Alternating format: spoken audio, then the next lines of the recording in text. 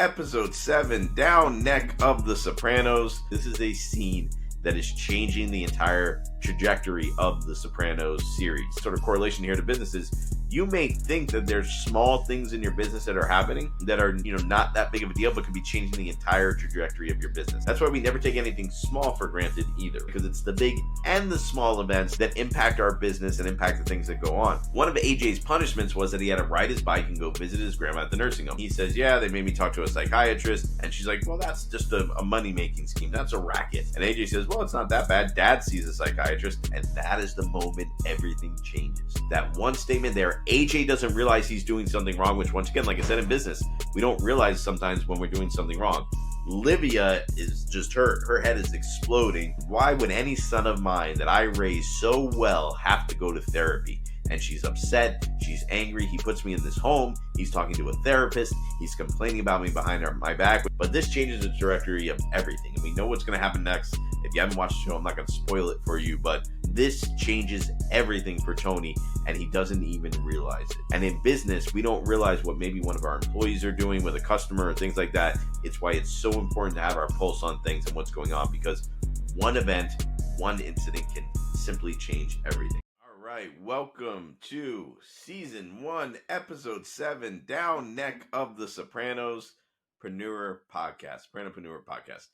Excited to be here. Appreciate you tuning in. Today we're talking about family, kids, the influence Tony's childhood, AJ, Meadow. We're going to kind of tie it all in. Now, we talked a little bit about Meadow in the previous episode, college, which once again was not one of my favorites. This one I enjoyed because I thought we explored AJ and Tony's relationship, but still stayed true to the kind of core of the story here in Sopranos, which was exciting. So I'm looking forward to that. And I got my Yankees hoodie on here. We're almost at baseball season. Got my Yankee coffee mug. Spring training is upon us. I'm enjoying a nub cigar today on today's episode. That is a cigar because I can only have a quick cigar this morning because I am heading out to Orlando to go to Disney. So that's exciting. How cool. We never saw this. But like, there's one thing I would have loved to see is like the Sopranos episode where Tony and the family go to Disney. I think that just would have been interesting. Like Tony's frustration of waiting on lines and like him trying to tip a guy to get ahead. Like, oh man, that would have been a sight to see, right? A Sopranos in Disney, right? We should definitely do an episode on the Sopranopreneur of like where we wish we saw Soprano episodes take place. I think definitely a family vacation one. Would have been great, whether it was Orlando or somewhere, or seeing Tony and the family go on vacation. That dynamic would have been fun to watch. And, it really leads into this episode. So focused on family, right? Tony's family as a child, how his life was growing up, the decisions he made, the lifestyle he leads now. Was it a choice? Was he forced into it by his dad? A lot of this starts to sort of come to play in this episode. So excited to see that unfold here. Excited to kind of dig in and see where we go from this moment. So let's get right into it. Let's get going. We open with AJ, and we always know AJ, even in the previous episodes we saw where he was getting into a fight and all these other things were happening. AJ's always been a little bit of a troublemaker, right? Not necessarily always stirring up the trouble, but always being right there as it happens or being a part of it. Sometimes it looks like he's the ringleader or the boss, if you will, right? So like Tony, we do see a little bit of that leadership style there.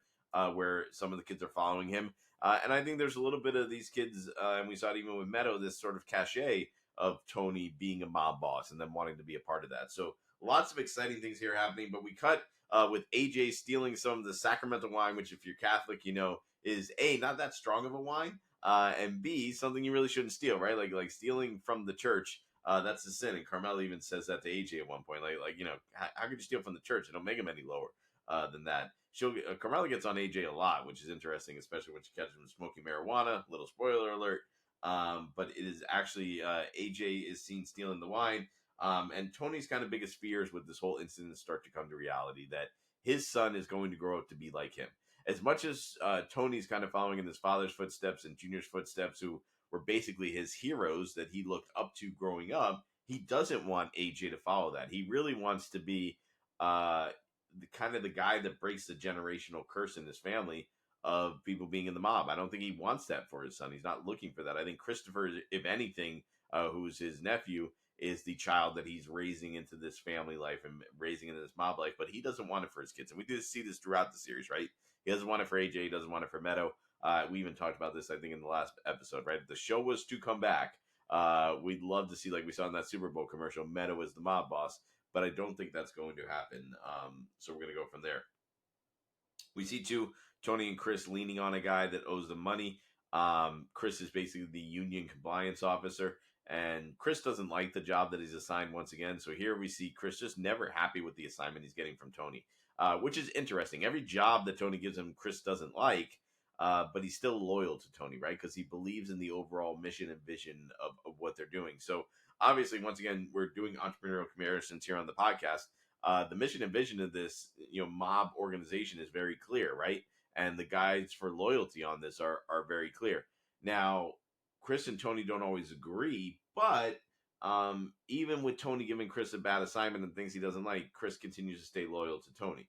And I think that's important in business to recognize, right? If we're clear on our vision and mission, even when people don't agree with the job they're given or the task or the assignment, if they believe in the mission and vision of the business, they'll do anything, right? They'll do whatever you ask of them because they believe and they're following you so much, and they know that there's a greater end goal here. A lot of times in business, if you have people that are, and you're running a company and people are complaining about the job they're assigned, maybe they don't understand the mission and business, mission and vision of the business. And that's something that you'll need to be defining and sort of putting out there. So I think that's interesting from that end. But that's really all we get into on kind of the mob side and the business side of things. This is, once again, much like college, we see another family-focused episode, and it's focused on multiple families here. Tony and AJ, Tony and his dad. So we see that kind of, multiple dimension there of the families as we're going along. We're at Sunday dinner too, and Livia's over, Junior's over. The Sunday dinner is very important in Italian culture, also very important in this episode, in that there is sort of now Livia talking about all the things Tony did wrong when he was a kid. So they're talking about AJ got in trouble. His grandmother, who should kind of be scolding him a little much, is just kind of laughing it off, being like, well, not surprised. The apple doesn't fall far from the tree. Tony stole a car when he was 10, and Junior talks about how him and his friends used to steal lobsters and sell them down on Bloomfield Avenue. The idea that, this sort of behavior that Tony had was or that AJ has, is very similar to the behavior Tony had when he was little, right? Which is not good, right? Because where I think Livia and Junior were kind of like, yeah, Tony did the same thing, but they almost seemed like they didn't condone it, but they celebrated in a way because they saw, hey, they're following in sort of Johnny Boy or Tony's dad's footsteps. But once again, Tony does not want his kids to follow in his footsteps, and we see that he's not happy with this sort of conversation at the dinner table. And of course, AJ is punished in true, if you grew up during that time, this is early 2000s fashion. No internet, which was early internet, not like we have today, but no video games, no TV, taking away all the things that were fun during your childhood back then. The N64, and we even we've seen AJ play Mario Kart in previous episodes, so we know the video games, and he was probably a Nintendo 64 gamer. I never saw him playing Bond, right? That was the biggest Nintendo 64 game. That would have been cool to see. But he is definitely a gamer, and we saw that taken away from him. So we see Tony and Carmela now. We cut to the scene of Tony and Carmela in bed. It's the end of the night. They're both getting ready for bed. And the question comes up of, hey, Tony says, do you think he knows, And Carmela says, well, she definitely knows, right? Meadow knows. And we know Meadow knows. We know Meadow knows what Tony does because they had that open and honest conversation when they took that college trip. And remember, too, Carmela in the previous episode, she's been struggling in the past couple episodes with Tony's life and her life, right, as a result of it. His crime, his act, is she living a double life? Is she putting her family in danger? And it seems like for some reason she's over that now. She's completely over anything that was sort of wrong, with that. And like, well, she's sort of come to terms with that and says, yeah, it looks like we need to sit down and have the talk with him, which to me is fascinating, right? Because now it's almost like the talk, like, so is there a specific talk? Like, what is the speech? Like, how do they explain it? Once again, this is something we don't see them delve into. Tony and AJ will talk about this in a little bit here, but it's not really a big talk. Carmela talked about both of them sitting down and having the talk. I would have really loved to see that. I would have really loved to see them sit down and get involved in sort of a deeper conversation. I think that would have been really cool, but we never see that happen. So we skip ahead here, and basically we see Tony explaining the behavior to Dr. Melfi, right? We're back in Dr. Melfi's office. Tony's saying, hey, this is what happened with my son, and here are my fears, right? So we've seen Tony kind of hinting that this was his fear in the earlier parts of the episode, but now he's straight up saying it. Hey, this is my fear that AJ is going down the same path I am. And Tony is not happy about that. Tony doesn't want that to be the case. Tony doesn't want that to be the situation where AJ follows in his footsteps. That's not what he wants. And more importantly, he's scared of it, right? Because if for some reason he ends up in that lifestyle, and Tony said this before, there's only two ends for a guy like me, dead or in jail. And who wants that for their kid, right? Which kind of amazing that his dad never saw it like that or anything like that, but maybe he did. Maybe he did, and we're going to get to that in a minute. All right, so he's discussing this and discussing therapy and his thoughts on therapy, and then AJ may need therapy, and even though Tony's in therapy as an adult, he doesn't see it as a need for the kids. Is it a money-making scheme, which Tony's mom's going to feel the same way, that it's kind of just a scheme to make money. They're also talking about Tony being in love with Dr. Melfi. If you remember the previous episode, Tony confessed his love to Dr. Melfi. So we have all these different, figure things going on here. Tony, his relationships, and Dr. Melfi kind of shot him down. So what does Tony do in classic Tony Soprano fashion? Even though he's vulnerable, he goes back in the tough guy mode, and he has a girlfriend, talks that she's 24, that she's Russian, and kind of throws that in her face. Like, how old are you? You turned me down, but I replaced you with something better. So Tony, too, is based on a lot of ego here. And it goes back to what is success for Tony. I think Tony has always, and we talked about this all the way back in episode 1, right? Tony's touted his house as success. He's touted his family as success. He's touted his position and his role. I mean, look at where he is. Junior's been fighting to get into the role he's in right now for his entire life. Tony's there, which, it looks like he's, probably in his 30s at this point, 30s, late 30s, early 40s, I think, at this point in the show, will be the character's age. So Tony very much based on ego, but more importantly, in teaching lessons, he's throwing things in people's faces. He's putting things in their face, and he's not saying things directly, which I think is fascinating. It's very interesting. But Dr. Melfi says, okay, let's get past that. Let's dig back into this AJ thing. And we see sort of a flashback now to Tony's childhood. We see early on the foundations of his relationship with Junior and his dad and what that looked like. How he looked up to Junior. Junior talking to him about baseball, and did you see the Yankee game? Which is why I kind of wore my Yankee jersey, my Yankee hoodie. Joe Pepitone, 3 RBIs, did you listen to it on the radio? And he's going to miss the bus to school.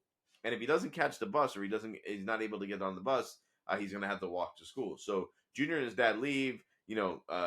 Tony's dad, Johnny Boy, tells him, hey, make sure you don't miss the bus. And of course, what happens? Tony misses the bus.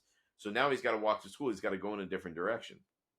And when he's walking to school, what does he see? He sees his dad beating up a guy who owes him money, which is fascinating because we kind of opened up the whole series with Tony. If you remember in the pilot episode 1, Tony's beating up a guy with Christopher who owes him money. And remember what I said, Christopher is kind of his pseudo son in this. Christopher is the mafia son, if you will. AJ is not the mafia son. So Tony sees this and he looks and he's excited, right? He gets really happy about seeing this and seeing his dad do this. He's scared, but he also thinks, man, that's kind of cool, right? Something to look into. Then we cut back to present time. So Tony kind of has this flashback, and it's really one of the first times in the whole series we get to see Tony's past. But now we jump back ahead. We see Tonio, we see Silvio, and we see Big Pussy talking about their kids in the mob. And Tony, this is where we also see that we know Silvio has kids because Meadows' daughter also played soccer with her. We know Sal, Big Pussy Bombacero, also has 2 sons. We see in later episodes. That's going to play in the confirmation episode. But they're talking, and what did you tell them? And they're both, everyone's saying, Silvio's saying, hey, my daughter gives me grief about the strip club. Pussy's saying, hey, yeah, I told my kids, but, I lied to their face, but they saw right through it, but they loved me anyways. It seems like both these guys, like, hey, yeah, we have these problems, we did it, but you know what? At the end of the day, you just have to be honest. And I think a great lesson to be learned there. You can't hide the truth of who you are and what you do, right? You cannot hide the truth of who you are and what you do. You just have to be honest, and you have to be straightforward with that. And if you are, that's where things come out. And then at this point, they're talking about kids. They're talking about telling them about what they do. They know it's this illegal criminal lifestyle. They told their kids love them anyway. And who walks in the door but Christopher? Remember what I said about Christopher? Christopher is really Tony's third child, but really his oldest child, right? It's his nephew, but he basically practically helped raise him and helped raise him in this lifestyle. And Christopher comes in and he did something kind of stupid. He robbed a FedEx truck, right? In broad daylight, stole a bunch of watches out of it, which Tony says this could be interstate commerce. I think Tony would have not gotten as mad. Talking Sopranos episode, they have also talked about this a little bit. Tony probably wouldn't have got as mad if he wasn't dealing with the AJ thing. But here's his other pseudo son making another stupid mistake. It's like, man, everyone I'm mentoring, everyone I'm trying to raise into this world to be a better person is not. Christopher's making stupid mistakes in his mob career. AJ's making stupid mistakes in his life. Tony's questioning his leadership style, even, right? Like, what am I doing wrong? If I can't get the young people to follow me and do the right things, how am I going to get my soldiers to do what they need to do? I think Tony's having a really big inner conflict here, and that's important, right? It's not just how we manage. Like, if you're CEO, it's not just how you manage, like, maybe your leadership team. It's also how you manage and work with your employees as well. So it's the interactions with everybody. It's not just one group or one set of people. We really got to look at, as leaders, how we engage and interact with people on all levels of our business, and where that respect is, right? And where that sort of vision is. Remember what I talked about? Chris is committed to any job because he understands the ultimate vision. He's not doing things as right as he should, but he still understands that ultimate vision. So it's not just how we interact with our customers. It's not just how we interact with our leadership. It's how we interact with everyone in our organization as entrepreneurs. And we're seeing the sort of outcome and what that is there.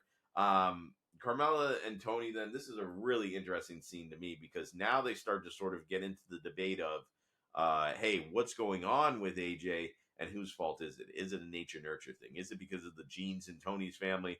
And, Carmela's kind of knocking his family, Tony knocks her family, and the different genes. And they're like, well, what about Meadow, right? Like, so whose genes does she have then? Or is it the environment they're all being raised in, right? Which this was Carmela's concern in a few previous episodes.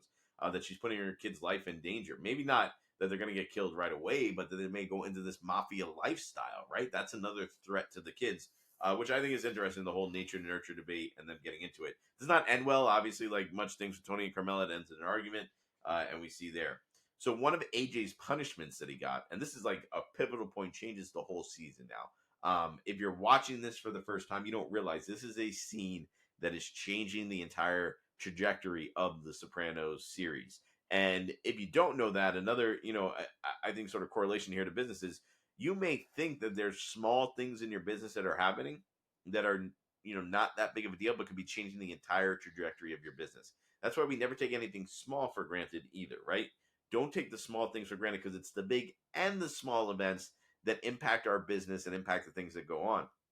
So one of AJ's punishments was that he had to ride his bike and go visit his grandma at the nursing home. Now, we know Olivia is not happy to be in the nursing home. She blames Tony for this. She almost feels like it's a punishment that has been given to her. But, it's not a nice place, right? So AJ goes there, he visits her. She says, and she's all excited. Oh, my grandson came to visit me. She's bragging to everybody there. And they start talking, and she's like, so what'd you do? And what she knows, but obviously you can tell she's getting a little bit old. They talked about it at dinner. She knows. And he talks about it. And then he says, yeah, they made me talk to a psychiatrist. And she's like, well, that's just a money-making scheme. That's a racket. And she basically puts it down. And AJ says, well, it's not that bad. Dad sees a psychiatrist. And that is the moment everything changes. That one statement there, AJ doesn't realize he's doing something wrong, which, once again, like I said, in business, we don't realize sometimes when we're doing something wrong. Livia is just, her head is exploding. AJ's not paying attention to that he's even doing anything wrong, and just keeps talking. Livia in her mind is like, insulted. Why would any son of mine that I raised so well have to go to therapy? And she's upset. She's angry. He puts me in this home. He's talking to a therapist. He's complaining about me behind my back, which obviously Livia is not necessarily the most stable person mentally, but this changes the trajectory of everything. And we know what's going to happen next. If you haven't watched the show, I'm not going to spoil it for you, but we know this changed everything in this series in season 1, in Tony and Junior's relationship. This changes everything for Tony, and he doesn't even realize it, right? And in business, we don't realize what maybe one of our employees are doing with a customer or things like that. It's why it's so important to have our pulse on things and what's going on, because one event, one incident can simply change everything. So next we cut to Tony and AJ, and once again, Tony doesn't know the bomb that just exploded with Livia and what repercussions that's going to have. And they're basically, they get a flat tire, and AJ kind of wants to take the easy way out, right? Oh, can't we just call the auto club and have someone come and fix the tire? And Tony says, in our house, we change tires. They're on the way to the orthodontist for AJ. And AJ says, man, I was hoping something like this would happen. And so was Tony, in a sense, right? Tony says, why? And AJ says, I don't want to go to the orthodontist. And Tony's like, we spent all this money on your braces. Of course we're going to go. But Tony kind of wanted this moment to happen as well, because now he's got this one-on-one time to sit down and talk with AJ, right? And what we see as they're kind of having a conversation about what Tony really does. And AJ says to him, which we know AJ actually got this information from Meadow. He goes, yeah, some friends of mine were talking in school. AJ kind of tells the half truth here. They said that you were in the mob, and then I looked on the internet and I found some things about Uncle Jackie, who we know was the boss of the family and passed away, and at his funeral with the FBI being there and the FBI coming to our house. And Tony says to him, hey, did you see anything on that internet thing, which we know the internet was early on, during this time. And he says, no, right? He says, no, I didn't see anything with you. So we know that, and then Tony's like, yeah, see? And then Uncle Jackie was a complicated guy. So Tony kind of tells AJ, but doesn't tell AJ, not as honest and straightforward as he was with Meadow, which I think is interesting because I think he trusts Meadow. He knows she's kind of level headed, where we don't think AJ really is. Next, we cut to, Dr. Melfi, and Tony's scared, right? Tony, with his conversation with AJ, the fact that he kind of knows stuff, where he sees Christopher going, I think is playing subconsciously into a lot of this stuff. He's scared that, things are doomed to repeat itself. And he starts kind of talking through with Dr. Melfi, like, why am I here? How did I get involved in this life? Is it because of decisions I made? Was I born into it? Did I have no other choice? He even says maybe being rebellious for me would have not, he doesn't think being rebellious is being in the mafia. Being rebellious would have been being a patio salesman, right? That's what he says literally. And, he talks about his father. Once again, we see a flashback scene to where Tony and Janice are wanting to go somewhere with their dad, but the dad only wants to take Janice, and Tony's upset. So what does he do? He hides in the trunk of the car to see where they're going. And basically, we see the scene start to unfold here. Basically, Tony's dad was using Janice. He was actually using Janice, and he didn't want to put Tony in harm's way, which I think is interesting, right? Once again, and we see very similarities here with the AJ Tony thing, right? Because I think the dad almost thought, a little bit closer relationship, and Tony's kind of that way with Meadow as well. But took him to this place, and it looked like an amusement park, kind of looked like Disneyland. Ironically, that's where I'm headed. So this is what it would have been like if they went to Disney, but it was actually one of their fronts, right, where they were hiding stolen merchandise. We were having their meetings. This is where Tony's dad, who was one of the leaders in the family, was having their meeting and making things happen. And this is where Tony kind of figures out who his dad is, and we see too, this unfolds over a couple of scenes, but basically his dad gets arrested there at the amusement park. And when he gets arrested, we see Tony, his head's, he's watching all this from afar. We see Janice is very upset and she's crying, his daughter who was there, and they go home and, basically Tony's mom, Livia, thinks nothing of it. Oh, yeah, your dad, they made a mistake, blah, blah, blah. And then we see, too, his dad comes home, which means he has connection. And he says, those cops, they arrested the wrong guy, which we know is a lie. We also find out, too, that Tony's dad was in jail for a while. He told him he was at a ranch. But he said, this is where I really figured out. And Tony tells Dr. Melfi, once again, his dad lied to him the same way Tony's lying to AJ. Once again, he's repeating the same mistakes. And Dr. Melfi says this at one point. She says, those who don't understand history are doomed to repeat it. She says that to him in therapy. And Tony knows history, but he is repeating the same mistakes, which is really interesting, right? That he keeps doing this. The other thing we see that Tony talks about, too, is that his dad wanted to get out. His dad seemed like he wanted to get out of the mafia. The guy that he was beating up in the earlier scene that I talked about was cheering for him when he got home. Hey, good for you. You screwed those guys. Because once again, even though he beat this guy up, that was a part of the mission and vision, right? When people believe in the mission and vision, no matter how bad things are, they will continue to follow you, which is why that mission and vision in business is so important. But this guy, Rocco, that Tony's dad, Johnny Boy, beat up, Johnny Boy wanted to go into business with Rocco and move out to Reno. So he really wanted to get away from all this and get out of it. And who held him back was Livia. Livia said, no, we're not going to go out there. Oh, that would be too much. She was the negative Nancy, right? Literally, her name's Nancy Monchon, who plays the character, but she was literally against it and against this growth. And in business, sometimes you have to take scary risks to grow, right? And I think Johnny Boy knew this, and this could have been his way out. It could have been Tony's way out. Tony could have had a completely different life that maybe he wanted, right? And Tony's trying to maybe figure out how can he get out. So while the mistakes are being made, and once again, what is success? I think everybody knew. Even back then, Johnny Boy knew this mafia lifestyle is not a successful one. We need to figure a way out. Livia didn't let it happen. Tony knows that why he has the trappings of success, he has this big anvil hanging over his head where he can end up dead or in jail. That's not really success. So, but it's interesting the way Livia wanted to hold back. And that's how negative people are. We got to be on the lookout for negative people in our life. Now, this was Tony's mom, so we can't cut her out completely, but negative people, do want to hold you back in life. And you have to be aware of that. You have to be aware of who's giving you good advice and who's giving you bad advice. And that's not always a clear line. It really isn't always a clear line. Then we cut to Tony and Carmela, ironically, after all of this, getting the test results for AJ. They do not like the psychiatrist and the priest. They're saying, hey, he exhibited like just enough. I think it was like 7 signs they needed. He exhibited 6 of the 7. So he's like borderline, and they don't like hearing that he's a borderline personality. That they didn't like hearing. And they said he fidgets, and Tony kind of gets on there. Well, what constitutes a fidget, you know? And they just don't like the results at all. They don't agree with the psychiatrist is saying, and basically Tony and Carmela both walk out.